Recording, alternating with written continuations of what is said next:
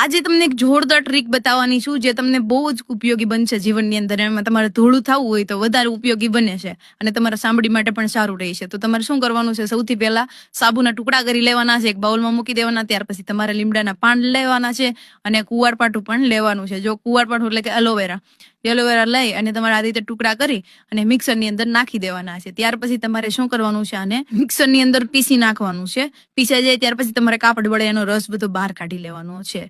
ત્યાર પછી તમારે એક બાઉલ લેવાનું છે, એની અંદર તમારે પાણી નાખવાનું છે અને તમારે ગરમ કરવાનું છે. ત્યાર પછી ઉપર તપેલીમાંથી તમે સાબુના ટુકડા લીધા ને ઓગાળી નાખવાના છે. ત્યાર પછી થોડીક હળદર નાખી દેવાની છે અંદર. ત્યારબાદ એને મિક્સ કરી લેવાનું છે. ત્યાર પછી આપણે કુવારપાઠા અને લીમડા પાનનો બેનો રસ કાઢ્યો તો એ તમારે આમાં મિક્સ કરી દેવાનું છે. ત્યાર પછી તમારે જે પણ આકારમાં કરવું હોય એ આકારમાં તમારે આને નાખી દેવાનું છે અને પછી ઠરવા દેવાનું છે. એટલે તમારો સાબુ થઈ જશે રેડી. શુદ્ધ આયુર્વેદિક અને ગુણવત્તાયુક્ત તમારો સાબુ રેડી થઈ જશે. તે તમારી સ્કિનને બહુ સારી રાખે છે. તો વિડીયો પસંદ આવે તો વિડીયોને લાઈક કરી દો.